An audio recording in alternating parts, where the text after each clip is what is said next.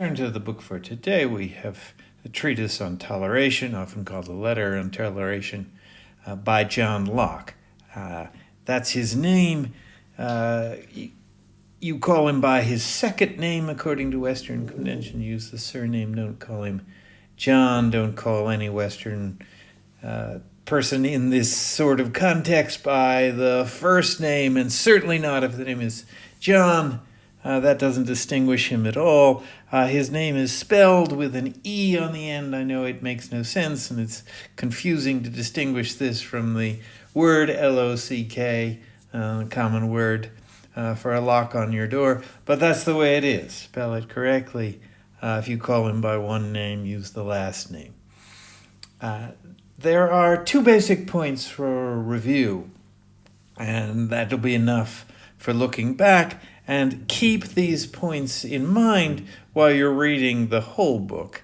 The first one is that the argument is always pitched to two opposite groups, the two relevant groups for this argument, who are the opposite poles of society. There are some people who take religion very seriously and care more about that than the secular world, than this life. What they care about is religion in the next life, and that's their priority. There are other people who don't care so much about that, but who care primarily about this world and the things of the present and the here and now. And in any argument over toleration, those two groups are bound to see things in opposite ways. Every nation, a very religious nation and a not very much religious nation, every nation has those two groups, and they tend to have opposite interests and opposite inclinations because they've got opposite priorities. And this argument Locke wants to make work for both of them.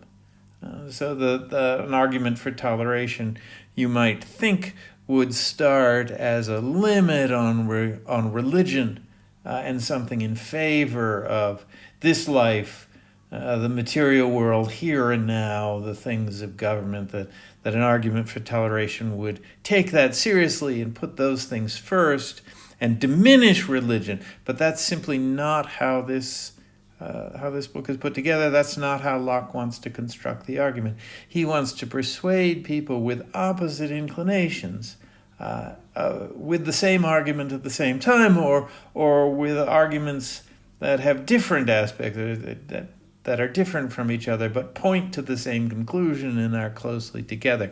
So you, while you're reading this book, should always keep both those perspectives in mind, because if the argument you're reading seems to work for one of those groups, but not for the other, then you're not getting it. You're missing the point. You should at least understand.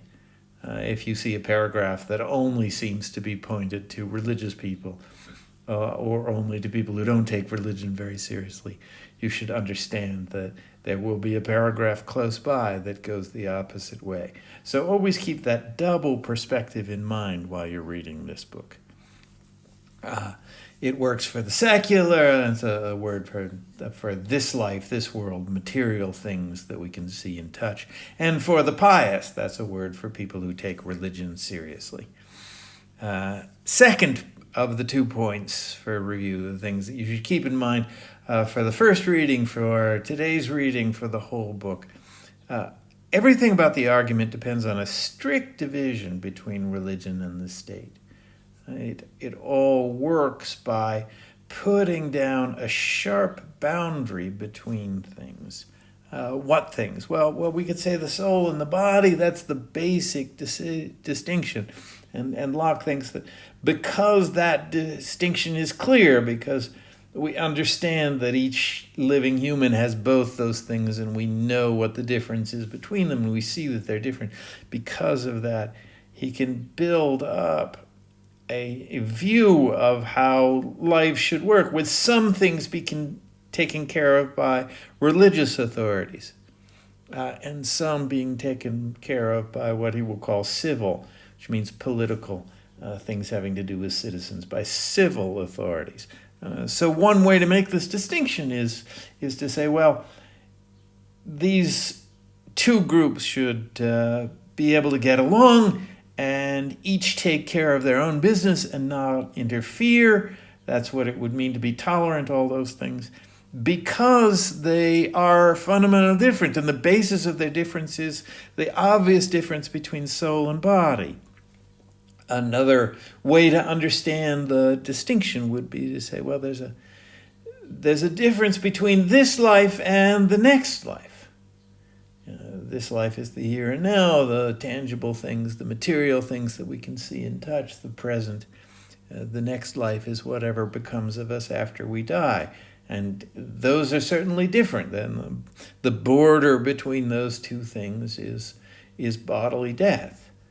So that's another way to understand that the first move of this argument is to make a sharp distinction between things that we all recognize are different. And every bit of the logic builds up on that. These are the two pairs are different.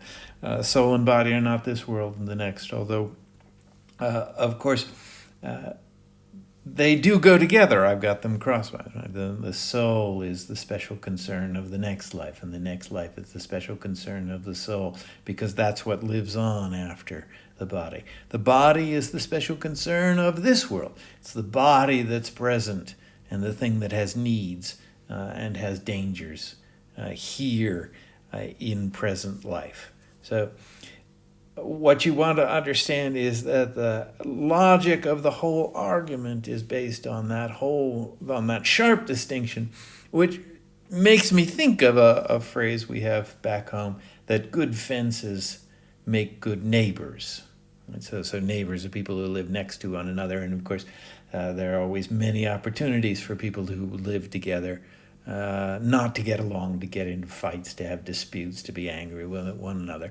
And the meaning of the saying is that if you put down a fence to divide one from the other, so everybody knows this side's mine and that's yours, then you don't have problems. That's the first step. Even if you decide to be generous, if you have an orange tree at your house, then your neighbor knows it's your orange tree, and he can't simply come over, pick the oranges and take them home to eat for himself.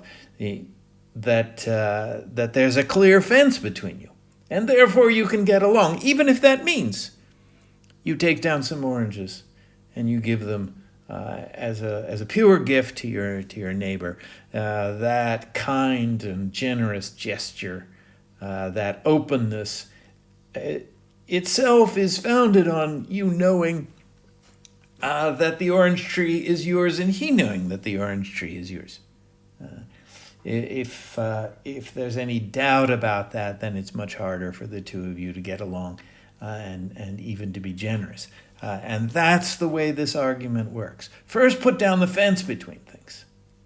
First, mark the border, and then you will be able to see how there can be toleration, how the people who prefer religion most of all can have what they want and do and live their pious life in the best way possible because of toleration.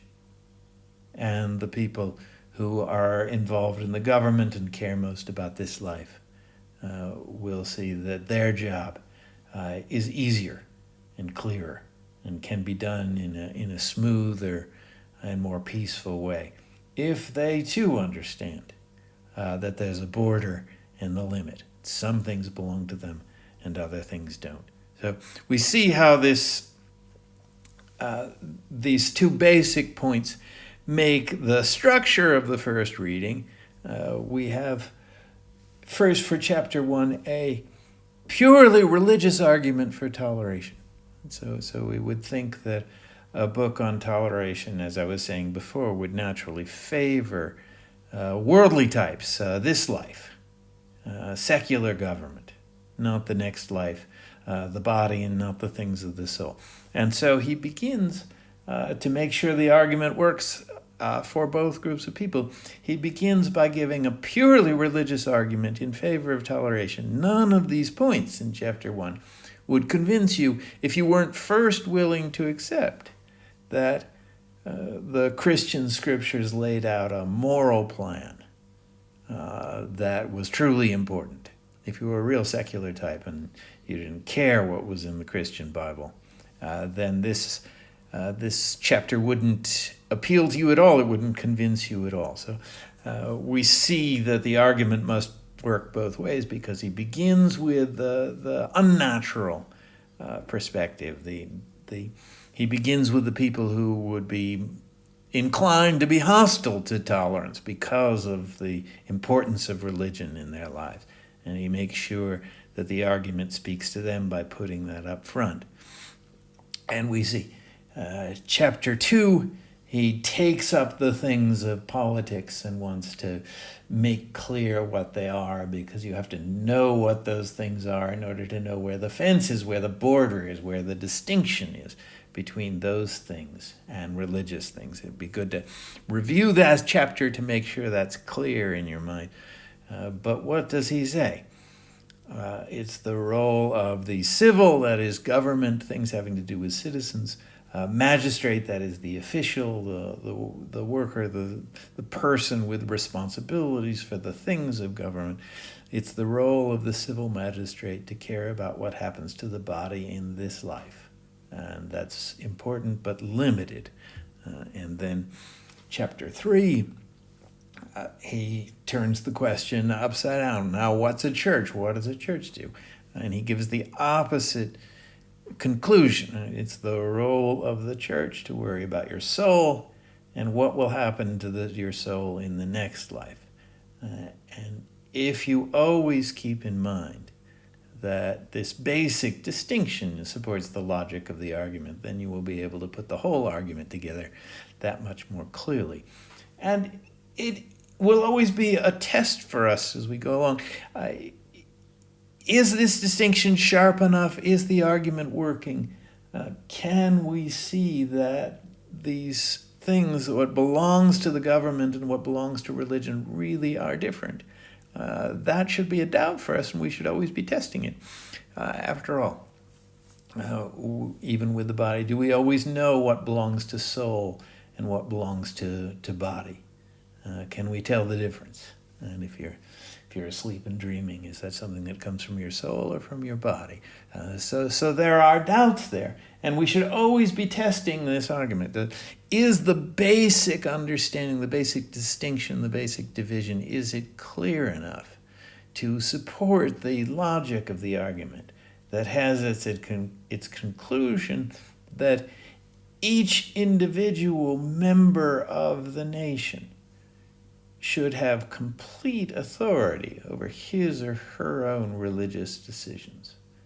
Is the distinction sharp enough to support the argument so that we arrive at that conclusion, whether religion is our top priority or whether the things of this life are our top priority? That's the challenge for us reading this book.